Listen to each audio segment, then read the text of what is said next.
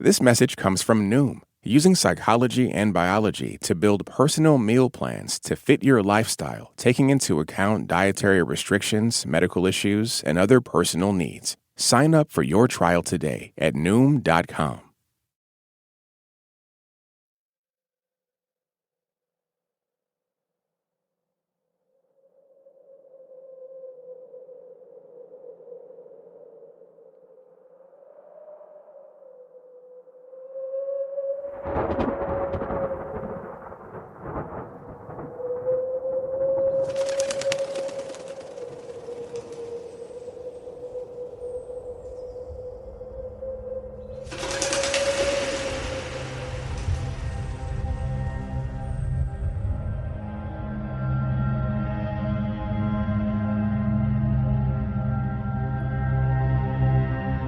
I was 5 when my father died,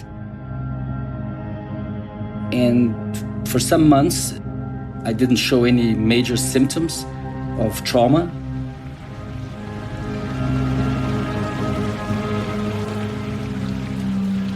But then I developed this nightmare, which was horrible and it was repetitive.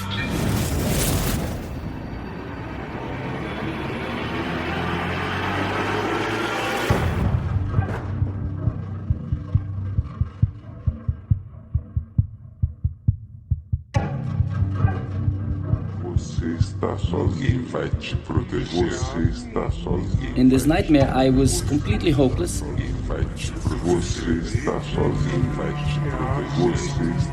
I couldn't see either mother or father around.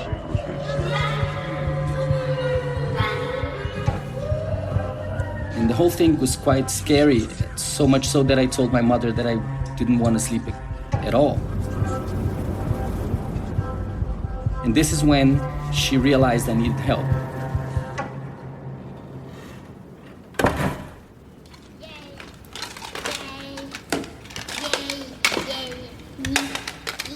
And then she took me to a psychotherapist. I don't exactly know what he did because I don't have a lot of memories of this process. What I remember is going to those sessions and playing with toys and talking, but not directly about the events of my father's death.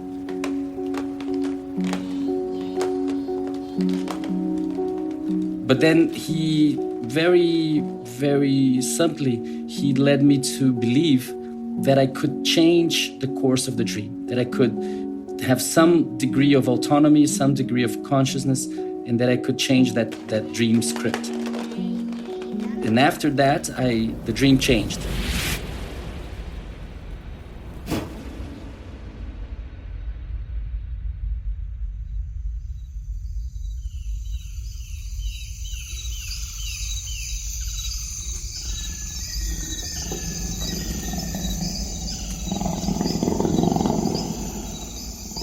And I was a detective looking for a mad criminal. I was hunting a tiger in the jungle.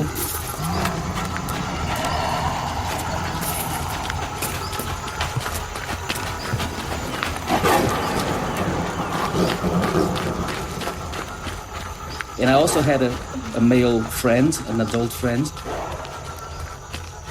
And at some point he says, I cannot go on with you. You need to go by yourself now.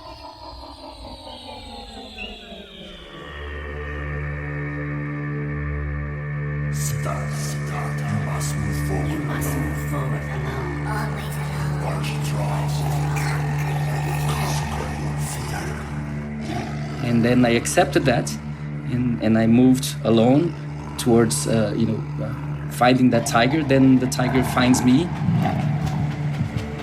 and I had to flee and jump in the water and swim. And there was a big shark there.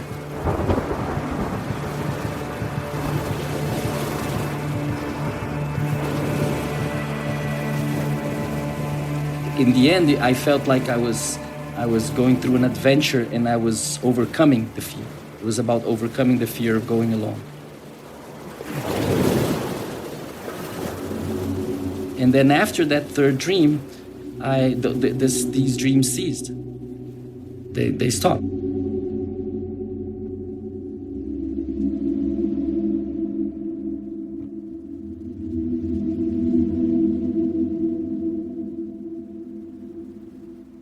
Dreams are basically an expression of what's going on, but we may not be conscious of that at all. And that's why they're so precious. You know, sometimes I struggle with that idea of that the dreams are actually telling us something real, because my dad passed away, and hearing you describe that, like I had dreams. They were the most vivid dreams I've had in my life. And part of me wants to like dissociate them from my reality, like sort of have them be in their own space. But what you're describing feels like almost like dreams are a window into our minds, into some deeper consciousness, rather than a random assortment of things that just like happen in our mind. So there's a level of noise, of a level of unpredictability in dreams. They're not random at all. But their genesis, their motor is entirely not random. This is very clear when you lose somebody you love. They're not random at all. If dreams were random, you would not have repetitive dreams about anything. And especially at those moments when we are suffering and we go through grief and we have recurrent dreams, this cannot be produced by a random process. This has to be produced by a meaningful process. This is Siddhartha Ribeiro. I'm a neuroscientist from Brazil. I'm at the Brain Institute of the Federal University of Rio Grande do Norte. My laboratory focuses on memory, sleep, and dreams. Siddhartha also wrote the book, The Oracle of Night, The History and Science of Dreams. Dreams are a process of adaptation. Dreams have to do with preparing the dreamer for the next day. They're not random at all.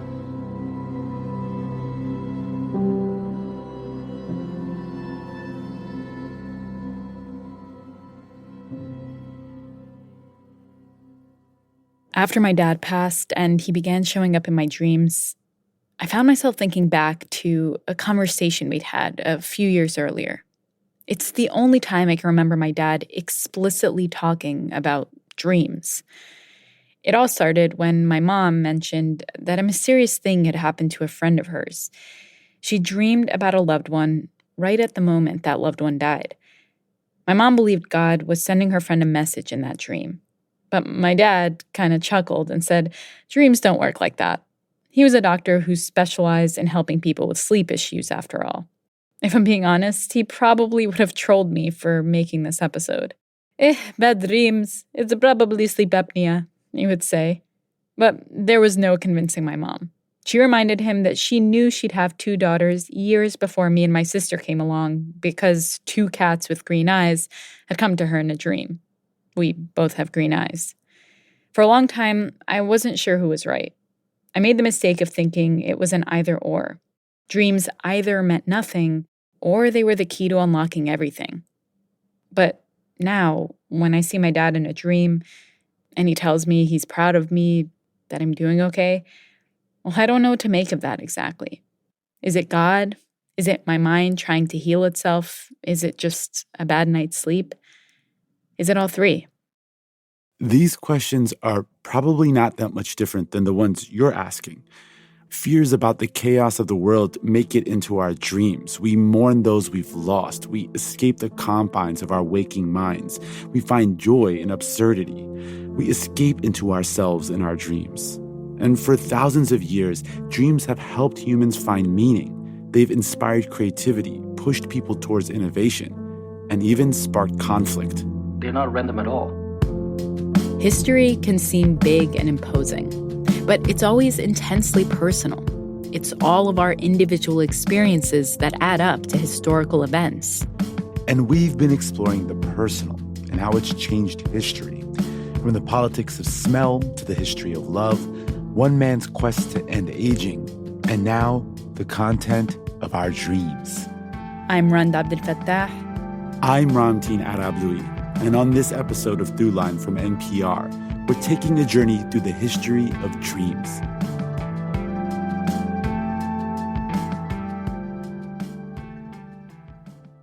My name is Samantha Alexander. I'm from Romance, Arkansas, and you're listening to Throughline from NPR. This message comes from Intuit TurboTax. Now, Taxes is matching with an expert backed by tech to get you the most money back at TurboTax.com. Experts only available with TurboTax Live. See guarantee details at TurboTax.com/guarantees. This message comes from Noom, using psychology and biology to build personal meal plans to fit your lifestyle, taking into account dietary restrictions, medical issues, and other personal needs with daily lessons that are personalized to you and your goals. Noom's flexible program focuses on progress instead of perfection to help you build new habits for a healthier lifestyle. Sign up for your trial today at Noom.com. This message comes from BetterHelp. Every January brings you 365 blank pages waiting to be filled. What do you want your 2025 story to be? Therapy can help you craft the next chapters with purpose. BetterHelp offers therapy 100% online with a diverse network of over 30,000 therapists worldwide. Visit BetterHelp.com/NPR today to get 10% off your first month. Part 1. The Science of Sleep.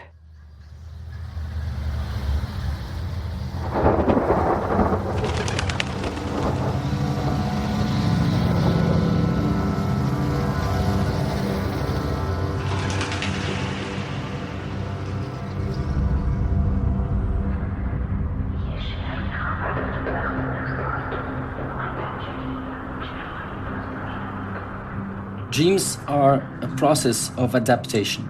Dreams have to do with preparing the dreamer for the next day, for the following day. When we go to sleep, our brain will enter a sequence of different phases.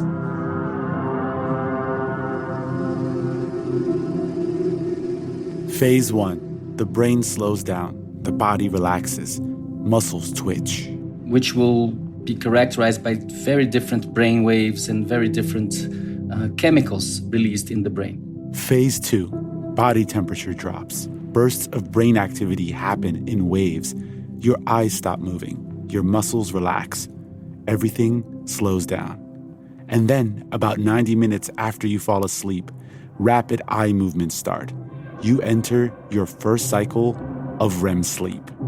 Dreaming occurs during most of the time, but it's not very vivid until about halfway through the sleep. The first one is short, but the cycles get longer and longer as you move in and out of deep sleep and dreaming sleep. Rapid eye movement sleep, REM sleep.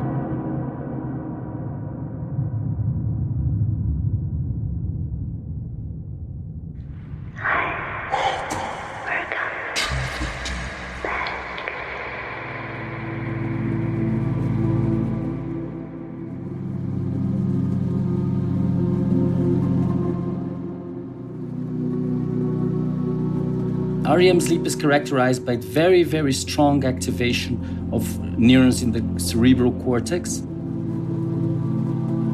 So much so that some scientists called it paradoxical sleep, because it feels like the brain is awake, even though it's asleep.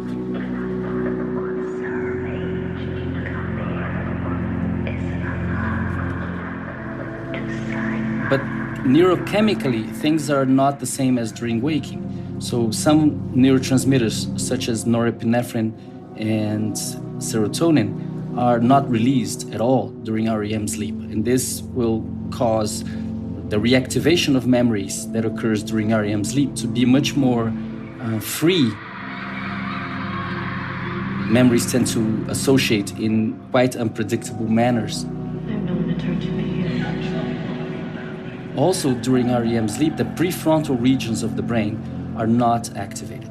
So this means that we lack the ability to inhibit behaviors. We lack the ability to feel odds during the dream and wake up. You held this we tend to take the bizarreness of dreams as a very natural thing during dreaming, and we go along, we continue. we basically follow the thread.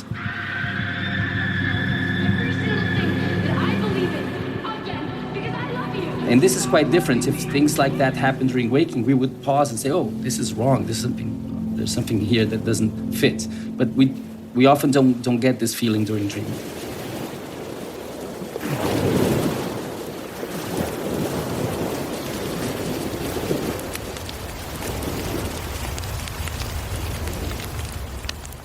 If I had to draw a dream, this would be patches of memories with an overall tone that is given by desire.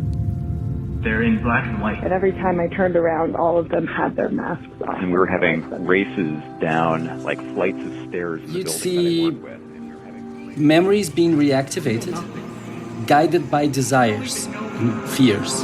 We were just eating waffles. And I had to swim over to their room and hold my breath. In ways that are reminiscent of the waking life, but that mix things that happened yesterday with things that happened when you were a child. I just vividly remember trying to grab hold of his patient. And There's no censorship. There's no mind telling you shouldn't be dreaming that, you shouldn't be visualizing this. Quite the opposite. We tend to go into those repressed areas that we often cannot visit, but then during dreaming we can visit. And we will visit because, in fact, what the dreams are doing is to present us with images that synthesize, that express what we are going through. They can give us a lot of insight into what's going on, and we may not be aware of what's going on.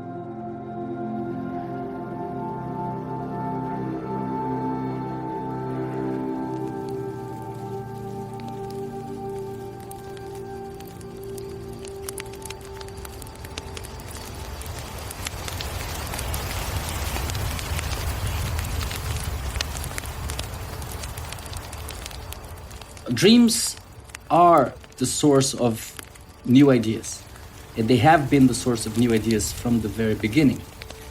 Our ability to daydream is very likely a reflection of our ability to night dream. If you look into the brain areas that are involved in daydream, they're the same as those involved in night dream. When we plan something in the future, when we travel in the past, when we tell a story about our own life, when we make a story up, all those situations involve activation of those brain regions that we need to have empathy, to be able to put ourselves in other shoes. So very likely, what allowed our ancestors to develop technology, to develop new ideas, to develop culture, and enter this process of accumulation of culture is something that was propelled by dreams.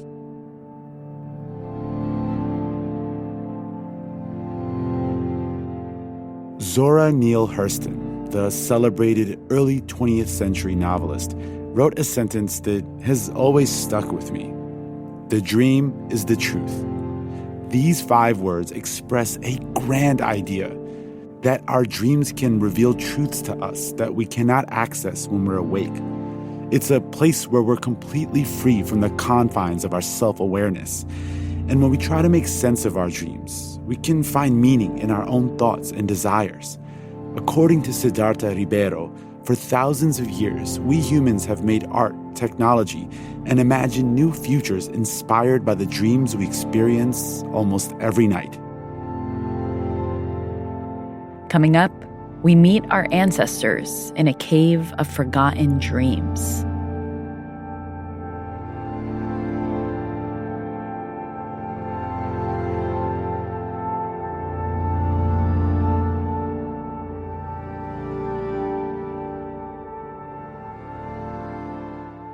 My name is Fonz Howard. I'm from Jacksonville, North Carolina, and I'm listening to Throughline from NPR. Support for NPR and the following message come from Boll & Branch. Change your sleep with Boll & Branch's airy blankets, cloud-like duvets, and breathable sheets. Feel the difference with 15% off your first order at bollandbranch.com with code NPR. Exclusions apply. See site for details. This message comes from Bombas. Socks, underwear, and T-shirts are the top 3 requested clothing items by people experiencing homelessness. Bombas makes all 3 and donates 1 item for every item purchased. Go to bombas.com/NPR and use code NPR for 20% off. This message comes from Mint Mobile. From the gas pump to the grocery store, inflation is everywhere. So Mint Mobile is offering premium wireless starting at just $15 a month. To get your new phone plan for just $15, go to mintmobile.com/switch. Part 2. Messages from the Deep.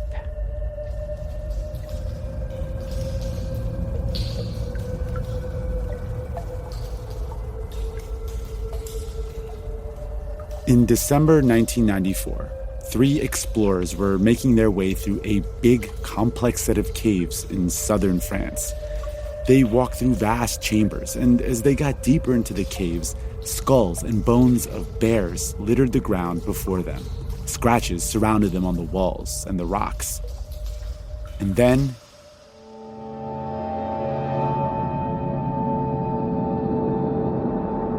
through the light of their flashlights, they saw something shocking.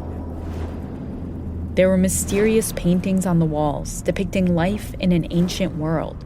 Human handprints in various sizes, geometric shapes, human figures and animals, lions, bison, horses, bears, species that lived in Europe during the Upper Paleolithic era, around 30,000 years ago. They would come to be known as the Chauvet cave paintings. These works of art were made by people who would have been recognizable to us, people who on some level must have valued art, because they had to go to some great lengths just to make them. This art is not produced at the entrance, at the very entrance of the caves, but very deep in the caves. They had to go for hundreds of meters, and then they needed to use fire to be able to draw or paint.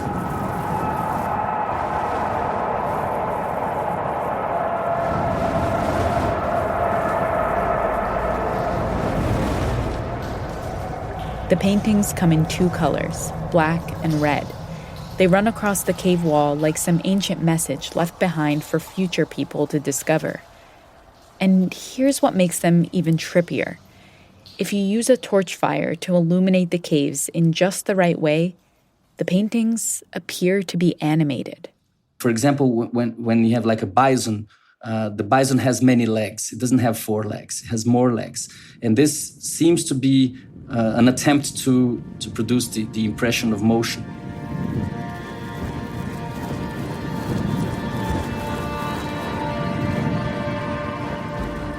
As the filmmaker Werner Herzog said, these paintings could be considered the first works of cinema.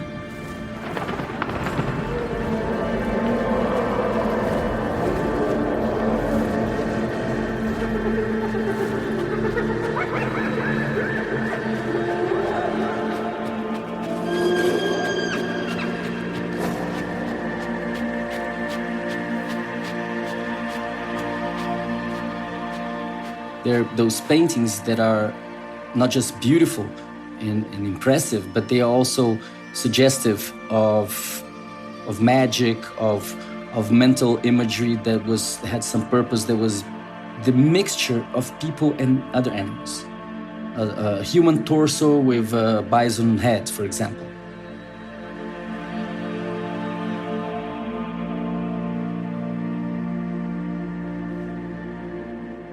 Where did these wild images come from? How did our ancient ancestors pull ideas from the recesses of their minds and place them onto a rock canvas? Siddhartha believes that the key to answering these questions comes from dreams. And this is probably a function that was facilitated by dreaming, by REM sleep, that conduces a reactivation of memories that is not very strict, that is quite lax. Now, if we transport ourselves 30,000 years in the past and we imagine these situations, the only logical thing to conclude is that people would come out of those dreams absolutely sure that they had encountered godly entities in search of guidance.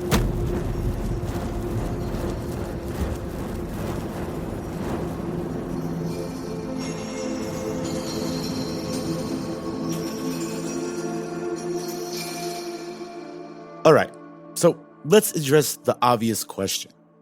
How does Siddhartha know all this? How can anyone know anything about the intentions of people 30,000 years ago? Well, the reality is no one knows for sure. These are theories based on his reading of evidence. He and other scholars are decoding messages from human beings that lived in a completely different world. They're inferring intentions from outcomes. In this spirit, Siddhartha contends that because these cave paintings contain so many fantastical elements, particularly the melding of animal and human, the animation, etc., we can conclude on some level that prehistoric humans were engaging with their dreams, that they were taking them seriously. And if you don't have any other theory about what dreaming is like, why would you doubt that, right? Why would you wake up in the morning saying, I had this dream about this Lord of the Beasts with big antlers that came and helped me plan my hunt. But no, this is probably illusion. No, this is not the conclusion that our ancestors took. Quite in contrary, they concluded that those dreams were a proof of the existence of those entities, and they should be paid attention. So all those things point to a very rich mental life. These ancestors of ours were dreaming. All non-aquatic mammals have REM sleep. So it's safe to say that our ancestors in the Paleolithic were dreaming a lot.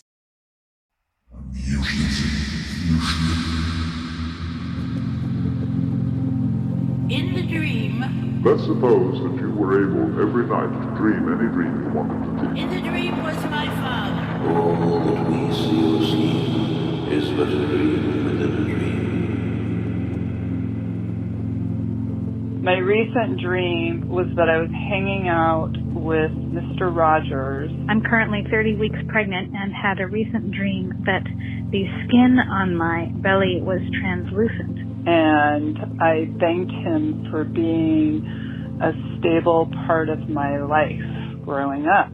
And I could look in and see that my baby was screaming, "Help, help," over and over again. 48 now, so I've been writing my dreams down a very long time. And it was very disturbing. I was very pleased to wake up from that one. As far as we look back, our ancestors were dreaming, and as soon as they had language, they were sharing those dreams. If he gazed toward the right, his adversary will die. If he gazed toward the left, his adversary will overcome him. This is from a dream tablet written over 3,000 years ago in Babylon. If he look backward, he will not attain his desire. This is some of the oldest evidence of dream interpretation ever recorded. And it shows us that in many parts of the world, for millennia, dreams played an important role in waking life. If you're disconnected from that, if you just live from waking life to waking life and you never remember your dreams and you never share your dreams with anybody and you never take your dreams into consideration for any decision, you're living a life that is entirely different from the lives of our ancestors. We did not evolve to have this lack of relationship to dreams. We evolved with dreams. Dreams were important to define what we are. And I think that a lot of what people are feeling nowadays, this sense that we are going nowhere, this sense that we are going alone, this sense that we have no roots, that we have no connection to the past, this, I think, has to do with our lack of sleep and lack of dreaming.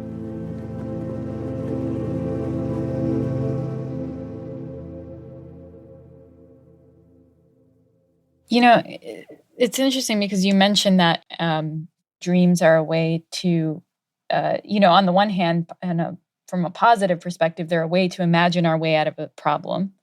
But on the other hand, they're also potentially misleading. Well, Rod, I think you're touching a very good point here, which is that dreams are simulations of possible futures, which means that they are often wrong. And that's why in all those ancient cultures, there is the need for dream interpretation. From ancient times all the way up to the Middle Ages, dreams were often used to try to predict future events. Special people in society were assigned the role of interpreting dreams. You can see this in many texts like the Epic of Gilgamesh, the Bible, and the Quran. People were very serious about it. Even ancient rulers like Alexander the Great and Xerxes used dreams to predict victories in battle. And in many indigenous cultures around the world, dream interpretations were taken into consideration when making decisions, sometimes even for entire communities. Dreams should not be taken at face value. Dreams, and people knew this across cultures. People knew it in the ancient world.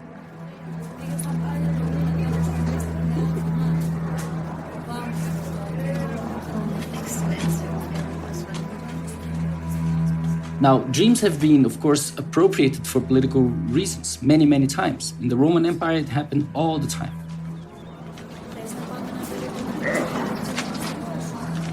For example, Julius Caesar had a dream, reported a dream, when he was less than 30, in which he would have sex with his mother.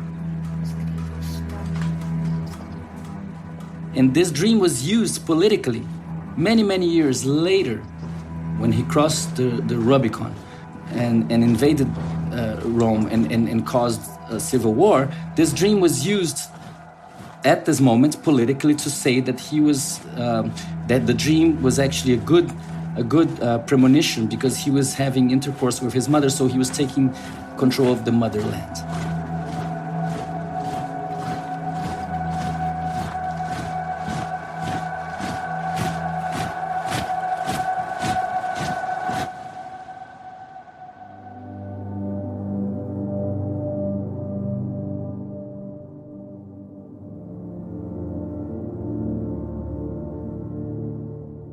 In all different cultures, a dream could decide a war. A dream could decide the end of a war. A dream could decide whether kings would marry or make peace with with their neighbors.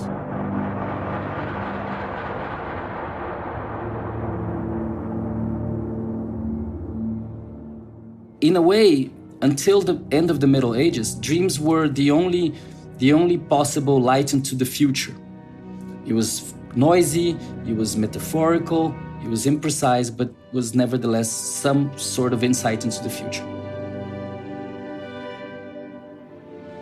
However, in the past 500 years, two things started to develop very strongly, which opposed the importance of dreams. And those are capitalism on one hand and science on the other hand.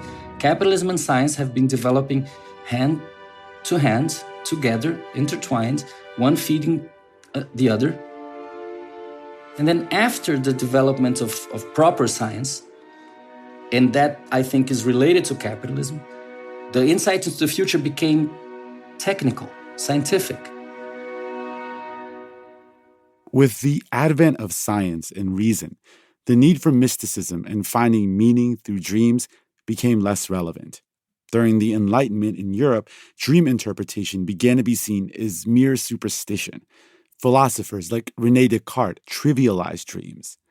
This trend continued with the rise of modern science, because why would you need a dream to help you predict future events when you have the scientific method to test ideas and algorithms that can base predictions on data?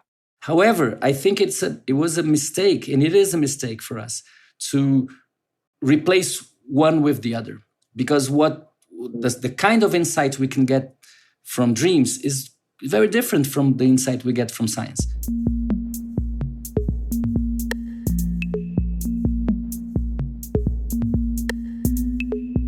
In the 19th and early 20th century, some philosophers and psychologists began to recognize and study dreams.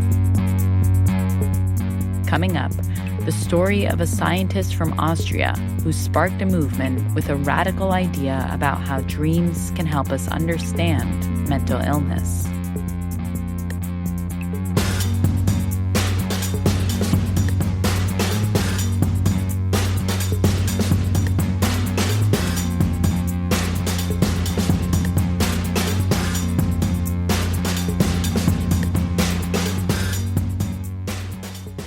Hi, this is Felicia Manley from Chicago, Illinois, and you're listening to Throughline from NPR. This message comes from Bombas. Their socks are super plush, designed to support your arches and support people in need. One purchase equals one donated to those experiencing homelessness. Go to bombas.com/NPR and use code NPR for 20% off your first order.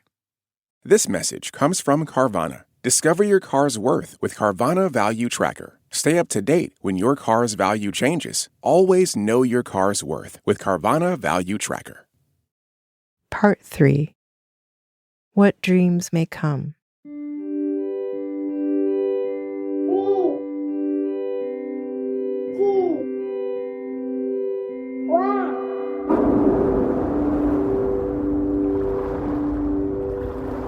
For much of human history, dreams were considered messages from the deep. They were a source of inspiration, of ideas, and even guided the way many people lived their lives. But beginning in the 16th century in Europe, dreams lost much of their power. The Christian church saw dreams as a possible source of sin. Some philosophers regarded dream interpretation as nonsense. One writer thought they were merely the result of indigestion.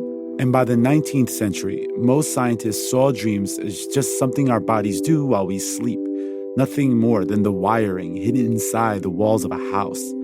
As long as it functioned, that was all that mattered. But then, in the late 1800s, in Austria, a man came along who questioned that approach. I started my professional activity as a neurologist, trying to bring relief to my neurotic patients. Sigmund Freud was one of the first scientists who thought deeply about dreams and attempted to better understand the science behind them and the emotions and behaviors they conjured. When Freud was a young doctor, he was a scientist. He saw himself as a scientist, and he was trying himself in different fields of science, of neuroscience. At this time, scientists were trying to understand the connection between the brain and the mind, the body and consciousness. One of the most common diagnoses of the time was hysteria. It was often a kind of catch-all diagnosis for people, especially women, who might have been suffering from symptoms like depression, anxiety, shortness of breath, insomnia, and even something called sexual forwardness. When Sigmund Freud was a medical student studying hysteria, he came to believe that it was a psychiatric disorder. And after graduating, he opened his own private practice to treat patients and further study the condition. And until the very end of the 19th century, he was pursuing a clinical work that was very strongly rooted in the neuroscience and psychiatry of his time. But then his father died. I find it difficult to write just now. The old man's death has affected me profoundly.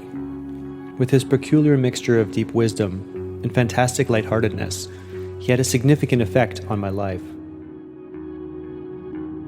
I now feel quite uprooted. He entered the crisis and had these major dreams.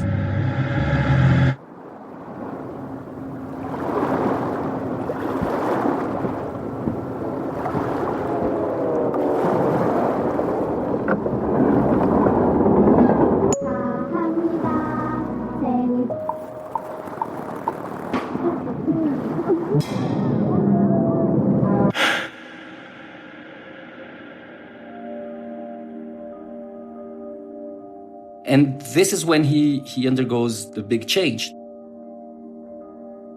There is still very little happening to me externally, but internally something very interesting.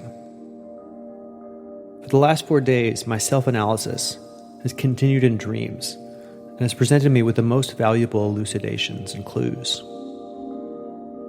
This is when he produces his seminal book, The Interpretation of Dreams, and creates a new field of knowledge that we call psychoanalysis. Out of these findings grew a new science, psychoanalysis, a part of psychology and a new method of treatment of the neuroses. Psychoanalysis is the idea that investigating the unconscious, often through dreams, can possibly treat the psychological symptoms patients are suffering, conditions or neuroses that people still experience today, like depression, anxiety, obsessive behavior, and so on. Using his own dreams and his patients as evidence, Freud put forth an idea in a book called The Interpretation of Dreams that would become his lasting legacy. What Freud did that was so important is that he reclaimed dreams as something meaningful. But even after Freud published his book, it's not like everything instantly changed. Dreams were still mostly dismissed in the scientific community. Why? Because in the 19th century, science was completely sure that dreams were nonsense, that nobody should pay attention to dreams, that they reflected, at most, bad digestion. It would take 8 years to sell the first 600 copies of The Interpretation of Dreams, and for the first year and a half, no scientific journal reviewed it besides some psychological ones, where Freud's book received negative reviews. One prominent psychologist warned that, quote, uncritical minds would be delighted to join in this play with ideas and would end up in complete mysticism and chaotic arbitrariness.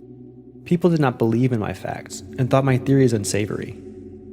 Resistance was strong and unrelenting.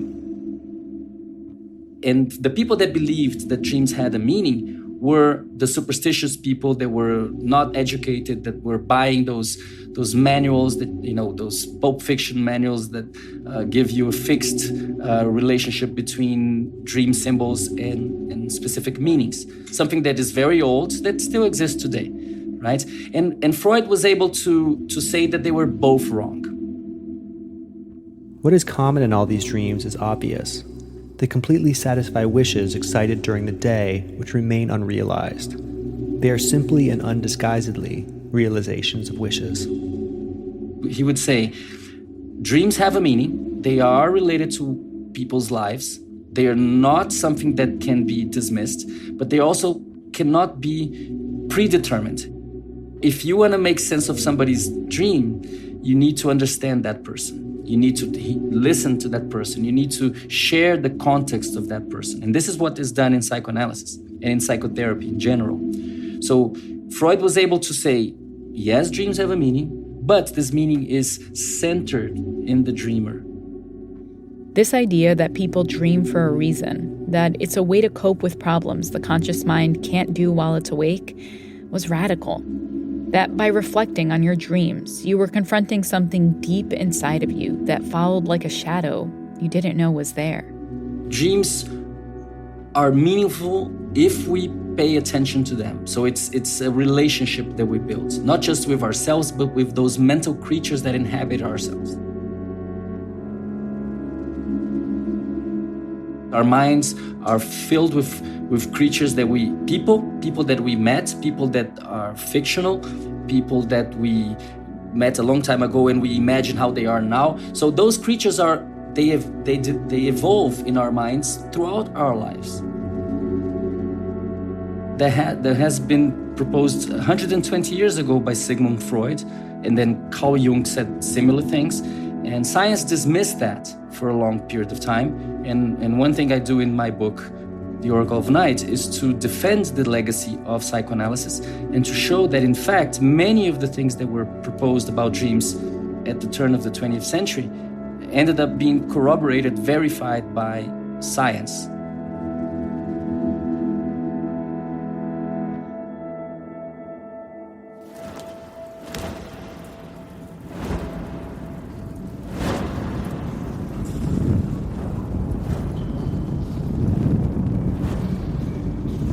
What should people do about dreams? I mean, generally one forgets them almost as soon as one wakes up. Should one take notes and remember them? Oh, absolutely. Write them down immediately. If you wake up during the night with a dream, write it down. Don't doze, don't go back to sleep. Flying in the air, I felt like I was a wave. But I went up to them and I was like, please take me with you, please take me with you. And they were like, you have blood on your head. I was a part of the Soviet army, and I accidentally blew up this huge effigy of Stalin. I was hell-bent on proving to people that I had hung out with Elliot Page, the actor, in Brooklyn. And then it becomes a full-blown hurricane. I just remember my car being tossed around, basically. And then I went downstairs, and I found people were rolling refrigerators around. and I've lost my script, and the producer is drunk, and everything goes to pieces, and the microphone catches on fire.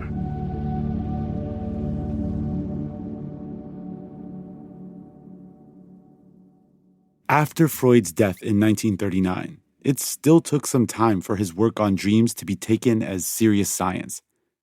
The science of dreaming has evolved. Many things that were dismissed in the 50s and 60s are the hottest science nowadays, including lucid dreaming. In the 80s and 90s, to study dreams was bad for people's career, like studying psychedelics. And nowadays it's hot, and now it's something that is trendy. After Freud, there were others who continued to pursue the study of dreams and the unconscious mind, specifically another well-known psychoanalyst, Carl Jung. He believed that human beings are connected to each other and their ancestors through a shared set of experiences that are embedded in our DNA, an idea he called the collective unconscious. We are not isolated, right? We are not living an experience, each of us, that is disconnected from everybody else. Rather, the contrary. We go through things in our lives, even though our lives are quite different, but we go through things that are quite similar. We're all born, we need to be fed, we need to be taken care of, we grow up, we go through puberty. So all those things, right? If you have a long life, you will go through all those phases, which are shared with other people. As time went on, more and more studies on dreams and the unconscious continued to build on one another. And almost 125 years after Freud first published The Interpretation of Dreams, there's now research that supports the idea that dreams can have a significant impact on our waking life. We had to wait until 2010 for the first paper that showed that when you dream about a task, you become better at completing that task. They showed that when people navigate a virtual maze and they dream about it, they become much better at navigating. And that does not happen if they stay awake thinking about the maze, or if they sleep without dreaming about the maze. So dream about something has a lot to do with succeeding in doing that. And this is something that many people believed for ages, but there was no empirical demonstration of that until quite recently.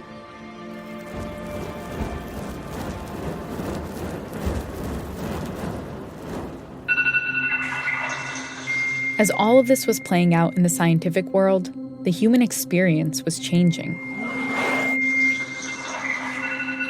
Freud grew up during a time before electricity was widely available, when the sun and moon dictated sleeping patterns, when daily life revolved around the seasons. In today's world, where sleep is being cut short, caffeinated drinks are keeping us awake, and screens vie for our attention, it's become harder and harder to dream. We did not evolve to have this lack of relationship to dreams. We evolved with dreams. Dreams were important to define what we are. And I think that a lot of what people are feeling nowadays, this sense that we are going nowhere, this sense that we are going alone, this sense that we have no roots, that we have no connection to the past, this, I think, has to do with our lack of sleep and lack of dreaming. People are increasingly sleeping later and later because there's a lot to draw our attention, a lot of stimulation going on, a lot of work going on. And this creates a situation in which people will go to sleep after midnight and they need to wake up early anyway. So that means they will cut short the second half of the night, they will cut short the REM phase, and therefore they will have less dreaming. But even when they have good dreaming, the fact that they wake up in the morning and move right away from bed will make the recall of dreams almost impossible. You can remember that you had a dream, but you cannot remember that dream. And this is something that has to be discussed in society because it has a profound effect on people's emotions, on people's cognitive abilities. Right? If you have a bad night of sleep, you will have cognitive deficits. And this is like a social snowball. Once you wake up like that, you will interact with other people and this will grow. And I think Many of the problems they were facing nowadays of intolerance, people being, angry all the time, this has to do with, among other things, sleep and dreaming.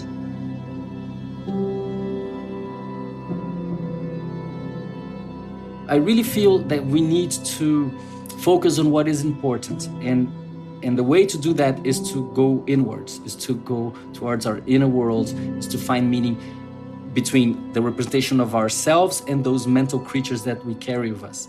If we have no relationship to those, it's very hard to have ethics. It's very hard to have a moral compass. The moral compass will not come from capitalism. It will not come from science only. It has to come from a richer relationship with the inner world. And this is what dreams are all about.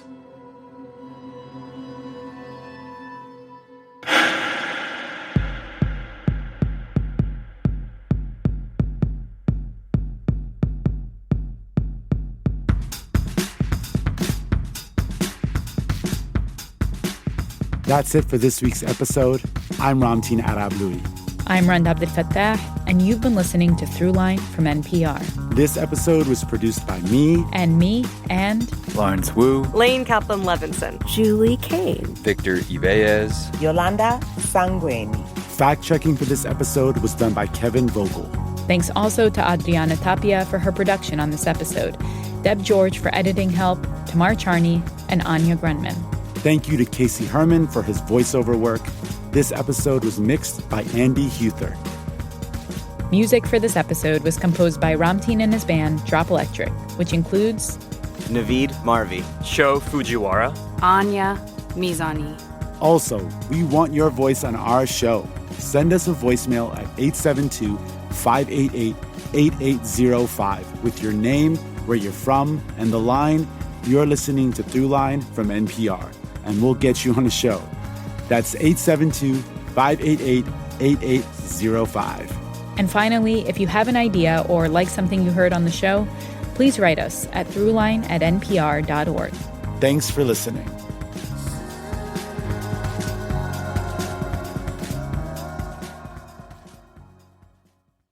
This message comes from Sony Pictures Classics presenting The Room Next Door, the first English-language feature film by Pedro Almodóvar starring Julianne Moore and Tilda Swinton. After years of being out of touch, two friends meet again in an extreme but strangely sweet situation. Winner of the Golden Lion for Best Film at the Venice Film Festival, The Room Next Door is now playing in select cities, coming soon to theaters nationwide. This message is brought to you by NPR sponsor Lisa in collaboration with West Elm. Discover the new natural hybrid mattress, expertly crafted from natural latex and certified safe foams, designed with your health and the planet in mind. Visit leesa.com to learn more. This message comes from ADP. Whether it's a last-minute policy change or adding a new company holiday, anything can change the world of work. From HR to payroll, ADP helps businesses take on the next anything. ADP, always designing for people.